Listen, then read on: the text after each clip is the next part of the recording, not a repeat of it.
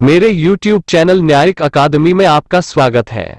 आज मैं भारतीय दंड संहिता 1860 की धारा 6 से 14 पर चर्चा करूंगा। तो चलिए शुरू करते हैं। Chapter 2 general explanations. 6 Definitions in the code to be understood subject to exceptions. Throughout this code every definition of an offense, every penal provision, and every illustration of every such definition or penal provision shall be understood subject to the exceptions contained in the chapter entitled General Exceptions, though those exceptions are not repeated in such definition, penal provision, or illustration. भारतीय दंड संहिता की इस धारा ने कहा कि सामान्य विस्तार अपवादों के अधीन समझी जाने वाली संहिता में परिभाषाएं, इस संहिता के दौरान अपराध की हर परिभाषा, हर दंड प्रावधान और ऐसी हर परिभाषा या दंड प्रावधान के हर दृष्टांत को अध्याय के हकदार अपवादों के अधीन समझा जाएगा। सामान्य अपवाद, हालांकि उन अपवादों को ऐसी परिभाषा, दंड प्रावधान या चित्रण में दोहराया नहीं जाता है। Illustrations. A. The sections in this code, which contain definitions of offences, do not express that a child under 7 years of age cannot commit such offences, but the definitions are to be understood subject to the general exception which provides that nothing shall be an offence which is done by a child under 7 years of age. रेखांकन। इस संहिता में धाराएं, जिनमें अपराध की परिभाषाएं हैं, यह व्यक्त नहीं करते हैं कि 7 वर्ष से कम उम्र का बच्चा इस तरह के अपराध नहीं कर सकता है, लेकिन परिभाषाओं को सामान्य अपवाद के अधीन समझा जाना चाहिए जो प्रदान करता है कि कुछ भी अपराध नहीं होगा जो 7 वर्ष से कम उम्र के बच्चे द्वारा किया जाता है। A police officer without warrant apprehends Z who has committed murder. Here A is not guilty of the offence of wrongful confinement, for he was bound by law to apprehend Z, and therefore the case falls within the general exception which provides that nothing is an offence which is done by a person who is bound by law to do it. एक police अधिकारी बिना warrant के Z की हत्या करता है जिसने हत्या की है। यहाँ एक गलत अपराध के दोषी नहीं है क्योंकि वह Z को पकड़ने के लिए कानून द्वारा बाध्य था, और इसलिए यह मामला सामान्य अपवाद के अंतर्गत आता है जो प्रदान करता है कि कुछ भी अपराध नहीं है जो एक व्यक्ति द्वारा किया जाता है जो इसे करने के लिए कानून द्वारा बाध्य है।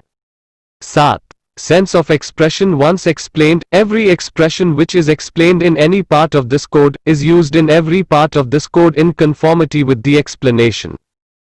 भारतीय दंड संहिता की इस धारा ने कहा कि 7 एक बार समझाया गया अभिव्यक्ति का भाव।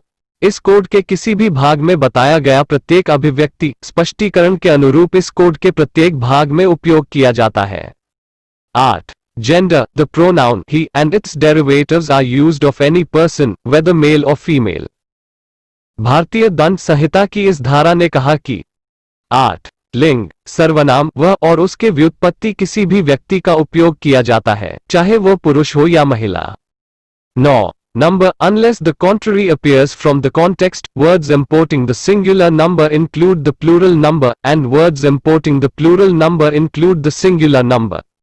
भारतीय दंड संहिता की इस धारा ने कहा कि 9 संख्या जब तक संदर्भ के विपरीत दिखाई नहीं देता है, एकवचन संख्या को आयात करने वाले शब्दों में बहुवचन संख्या शामिल होती है और बहुवचन संख्या को आयात करने वाले शब्दों में एकवचन संख्या शामिल होती है।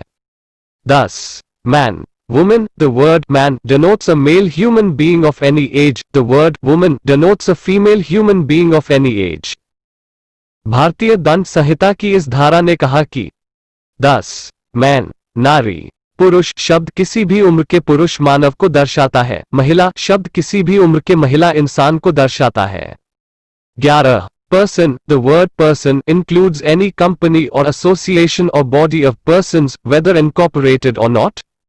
भारतीय दंड संहिता की इस धारा ने कहा कि 11 व्यक्ति शब्द व्यक्ति में किसी भी कंपनी या एसोसिएशन या व्यक्तियों का निकाय शामिल है, चाहे वह शामिल हो या न हो। 12 Public. The word public includes any class of the public or any community. भारतीय दंड संहिता की इस धारा ने कहा कि 12 Public. Public शब्द में जनता या किसी भी समुदाय का कोई भी वर्ग शामिल है। 13 Definition of queen omitted by the AO 1950. 14 Servant of government. The words servant of government denote any officer or servant continued, appointed or employed in India by or under the authority of government. भारतीय दंड संहिता की इस धारा ने कहा कि 14 सरकार का सेवक किसी भी अधिकारी या सेवक को सरकार का सेवक शब्द निरूपित करता है, भारत में या सरकार के अधिकार के तहत नियुक्त या नियुक्त किया जाता है।